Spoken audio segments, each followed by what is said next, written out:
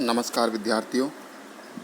हमारे पुनर्जागरण के प्रभाव के बारे में हम पढ़ रहे थे, जिसमें साहित्य के क्षेत्र में पुनर्जागरण के प्रभाव को हम इससे पहले वाली क्लास में पढ़ चुके हैं।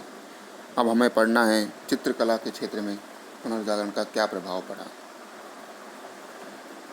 इस समय Leonardo da Vinci, Michael Angelo, Rafale जैसे महान चित्रकार हुए, जिन्होंने अपनी रचनाओं से सभी को अभिभूत कर दिया।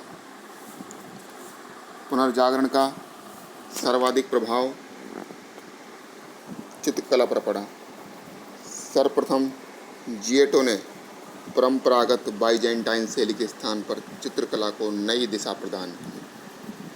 15वीं सदी के चित्रकारों ने उसकी कमियों को दूर करने का प्रयास किया और उनके चित्रों में प्रकाश, छाया, रंगों का समन्वय, आकृति का सही अंकन इत्यादि पर जोर दिया गया। लियोनार्डो दा विंची, जो कि 1422 ईस्वी से लेकर 1519 ईस्वी तक का इनका समय है, वह बहुमुखी प्रतिभा के धनी थे।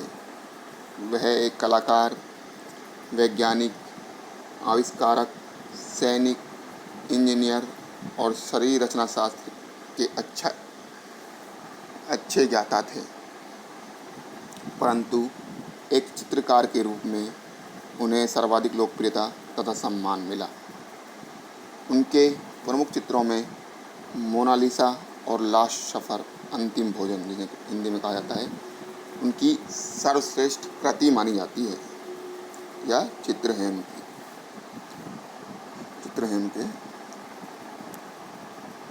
उनकी चित्रकला की मुख्य विशेषताएं प्रकाश और छाया, रंगों का चयन तथा शारीरिक अंगों का सबल प्रदर्शन है। माइकल एंजेलो, यह भी एक कलाकार थे, चित्रकार और मूर्तिकार। ठोस संगमरमर को तराश कर उन्होंने दाऊद और मूसा की विशाल मूर्तियां बनाई थी। संत पीटर के गिरजाघर की भीतरी छत पर उन्होंने 5 वर्षों की साधना के साथ चित्र बनाए हैं। वे आज भी लोगों के लिए विस्मय की वस्तु बने हैं। उनका सर्वश्रेष्ठ चित्र लास्ट जजमेंट, अंतिम निर्णय, कहा जाता है कि इस चित्र को बनाने में उन्हें लगभग 20 वर्ष लगे। एक अन्य चित्रकार राफेल थे, जो कि कवि, चित्रकार और वास्तुकार तीनों थे। उनके चित्रों में भक्ति और सौंदर्य का अपूर्व समन्वय था।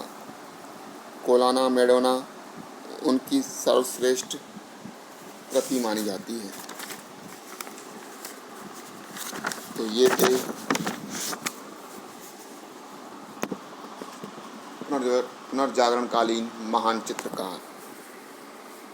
अब आते हैं हम स्थापत्य कला। पुनर्जागरण का प्रभाव चित्रकला, साहित्य के साथ साथ स्थापत्य पर भी पड़ा। स्थापत्य की कला के क्षेत्र में प्राचीन यूनानी तथा अरबी स्थापत्य शैलियों का समन्वय कर एक नवीन शैली का विकास किया गया।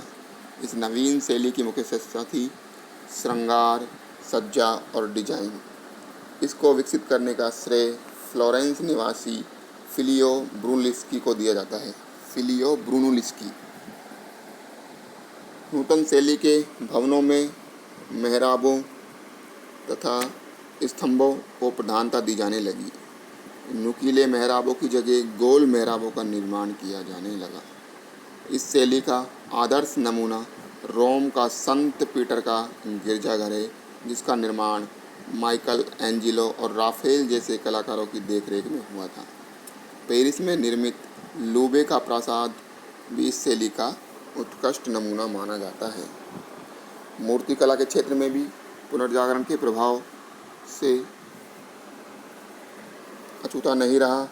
अब मूर्तिकार मानव जीवन से अपने विषय का चयन करने लगे। इस क्षेत्र में नई शैली का विकास करने का श्रेय फ्लोरेंस के मूर्तिकार डोनातेलो को दिया जाता है। उनकी मूर्तियों का विषय मानव जीवन था। उनके द्वारा निर्मित वेनिस की संत मार्क की आदमकद मूर्ति विशेष रूप से उल्लेखनीय है। दूसरे प्रमुख मूर्तिकारों में लोरेंजो गिबर्टी का नाम प्रमुख रूप से लिया जाता है। फ्लोरेंस के गिरजाघर के 2 दरवाज़ों पर जो अद्भुत नक्काशी का काम किया हुआ है वह गिबर्टी की ही देन है। संगीत के क्षेत्र में भी पुनर्जागरण ने एक गायक की ध्वनियों तथा द्वारा संपादित की जाने वाली 2 प्रकार की लंबी नाटकीय रचनाओं को जन्म दिया। एक का नाम ओर्atorio जिसे कहते हैं परिकीर्तन और दूसरे का नाम ओपेरा था। ओर्atorio का विषय विशुद्ध धार्मिक होता था और ओपेरा आमतौर पर सांसारिक विषयों से संबंधित होता था। मास्किन 10 इस युग का एक प्रसिद्ध संगीतज्ञ हुआ। पालेस्ट्राइना ने सामूहिक संगीत पर एक पुस्तक लिखी जो 1554 ईस्वी में प्रकाशित हुई थी।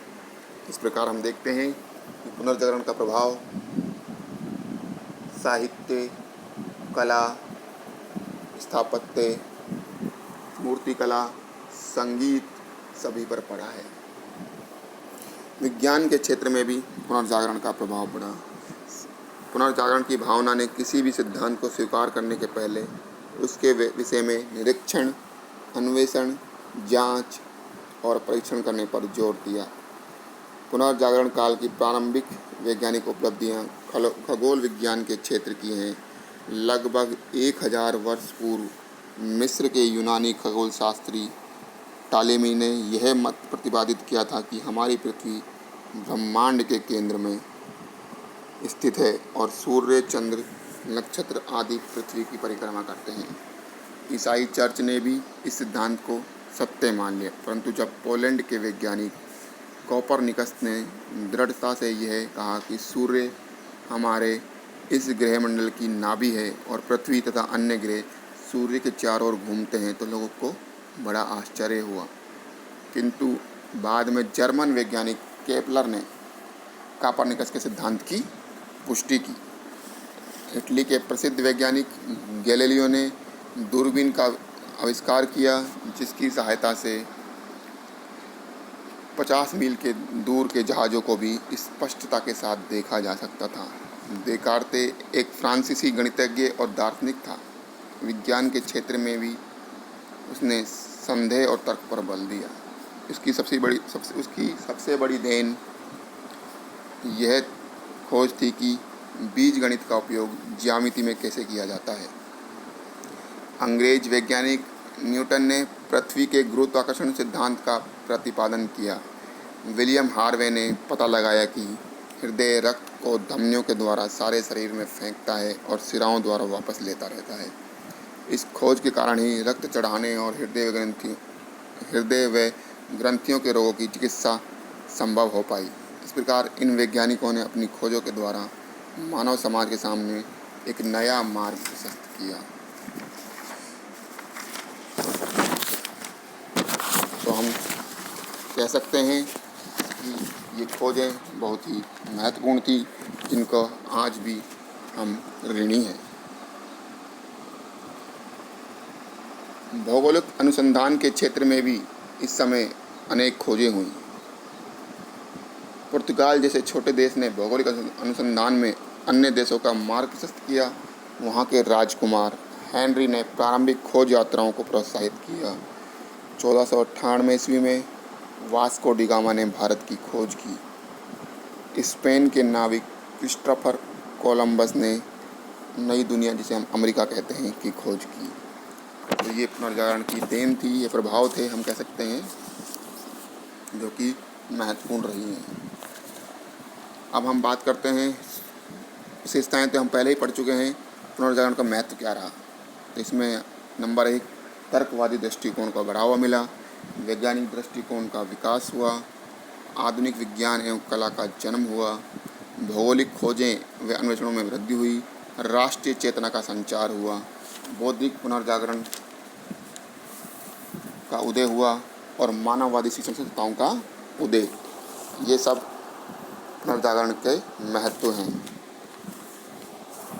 अब हम कह सकते हैं संक्षेप में कि पुनर्जागरण ने यूरोप के लोगों में एक नई ज्ञान पिपासा पैदा की, तर्क प्रतिष्ठित किया, विचार स्वतंत्रता को आगे बढ़ाया और भौतिकवाद का मार्ग प्रशस्त किया। पुनर्जागरणकालीन विचारधारा ने भविष्य में धर्म सुधार आंदोलन, वैज्ञानिक क्रांति, बौद्धिक क्रांति, राष्ट्रीय राज्यों के उदय तथा पूंजीवाद और मध्यम वर्ग के उदय का मार्ग प्रशस्त किया।